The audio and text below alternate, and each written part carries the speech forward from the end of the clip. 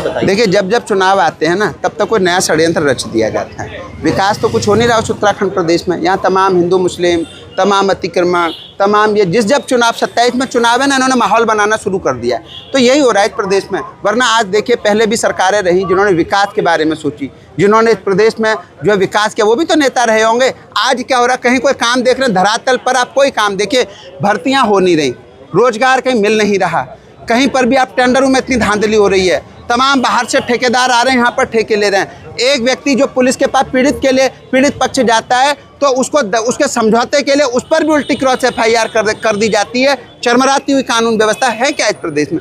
और जब हम आज धरना दे रहे, लाल निशान, आप बताइए यहाँ पर कितने बरसों से उन लोगों के घर बने, आज आदमी ने घर बनाया, अब आप लाल निशान लगा दे रहे। मैं कह रहा हूँ, लाल निशान की ज़रूरत क्या थी? अभी लाल निशान की ज़रूरत थी तो किसी एक कोने से शुरू करते ना। पहले एक कोने से 2 किलोमीटर, 5 किलोमीटर, 1 किलोमीटर तक आप लाल निशान लगाते, उसको ध्वस्त करते, फिर आप दूसरे एरिया में बढ़ते। आप एक साथ इतने लोगों के लाल निशान लगा दे रहे, इससे हासिल क्या होने वाला?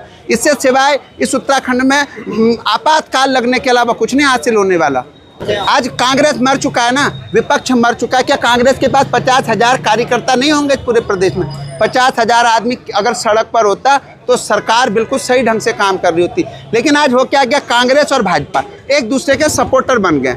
कहीं अगर कोई जुल्म की आवाज़ उठाए, जुल्म से लड़ने की आवाज़ उठाएगा, दोनों एक होकर मुकदमे लिखवा देते हैं। मजे ले रहे हैं इस प्रदेश में ये लोग। तमाम जब भी चुनाव आएंगे तो इन्होंने एक कैडर बना लिया है कि ये तुम बोलोगे, ये हम बोलेंगे, और प्रदेशवासियों को परेशान करने का काम किया जा रहा है। अब हो रहा है ना, अब सुरात से बादल, राजनीतिक कोई उसको राजनीति की लालसा नहीं है, कोई हमें चुनाव की लालसा नहीं। हमारा दर्द है इस प्रदेश का। हमारी माता बहनों ने 42 शहादतें देने के बाद ये प्रदेश मिला है। आप हरिद्वार देखिए, देहरादून देखिए, उत्तरकाशी देखिए, टिहरी देखिए, और टनकपुर में भी हमने शुरू किया है। आज हम हल्द्वानी बैठे हैं। प्रदेश की एक एक जनता को, क्योंकि लोकतंत्र से बड़ी कोई शक्ति नहीं होती है। जब लोकतंत्र जागता और सड़क पर होता है तो इंदिरा गांधी के शासनकाल में भी आपातकाल लगा था। लोकतंत्र की शक्ति को जगा रहे हैं, लोकतंत्र को जागरूक करके हम पूरा प्रदेश और देशव्यापी आंदोलन करेंगे। इन भ्रष्ट सरकारों को यहाँ से भगाने का काम करेंगे।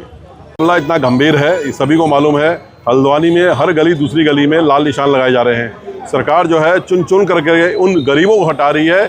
अब सिर्फ अनलीगल तरीके से बनाए हुए मकानों को नहीं हटा रही है। अनलीगल तब होते कि सरकार ने नक्शे पास नहीं करे होते, प्रशासन ने जो है खुद उसमें नक्शे पास करके प्रधानमंत्री रोजगार योजना के तहत जो सरकारी योजना है उसके तहत मकान बनाए। आज उनको अनलीगल बता रही है। इसका मतलब चाह क्या रही है? सीधा एक तरीके से आओ भाई गरीबों को पूरा ख़त्म ही कर दो, सीधा जहर दे करके। लेकिन सरकार अपना कहीं ना कहीं एक एक कोने से प्रदेश से गरीबों को हटा रही है। और इसमें प्रशासन की जो मनमानी हो रही है, पहले तो उन अधिकारियों पे हम चाहते हैं कार्रवाई होनी चाहिए। अनलीगल अधिकारी हैं, नक्शे उन्होंने पास करे, उनके द्वारा गई योजना को जो है उस समय खुद अधिकारियों ने, SDM हो या तहसीलदार हो या सिटी मजिस्ट्रेट हो, उनके द्वारा जो भी घूस लेकर के, हम तो यही कहेंगे, घूस लेकर के जो नक्शे पास करते हैं और आज उनको जो बोल रहे हैं अनलीगल है, तो पहले जिन्होंने नक्शे पास करे उनको तत्काल कार्रवाई होनी चाहिए। शासन प्रशासन को आगे करके फिर बाद में बीच बचाव करने के लिए आगे आ जाता है, जिससे पहले जो उनके वोटर नहीं थे वो अब इनके सपोर्टर बन जाएं।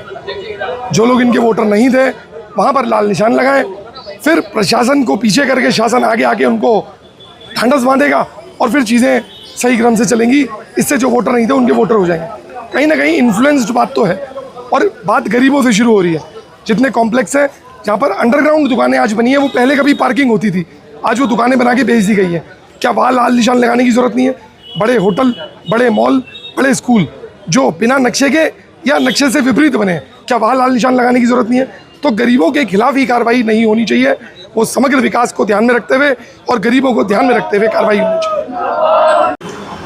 हल्द्वानी अंतर्गत जो विभिन्न नाले हैं हमारे, रक्सिया नाला, कलसिया नाला, देवखड़ी नाला, जिसका प्रॉपर सीमांकन किया गया है। सीमांकन के पश्चात जो भी अतिक्रमण नाले की ज़मीन पर चिन्हित हुए हैं उनको नोटिस दिए गए हैं। नोटिस देने के बाद उनके अनुरोध पे सीमांकन करते हुए निशानदेही की गई है।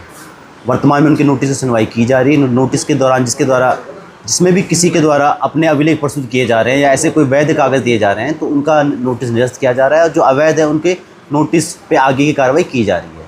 वर्तमान में जो इनके द्वारा बताया जा रहा है कि जो कोई मॉल है या कोई व्यावसायिक प्रतिष्ठान है या कोई आवासीय भवन है, नाले के अंदर जो भी आ रहा है सभी को नोटिस दिए गए, सभी पे निशानदेही की गई।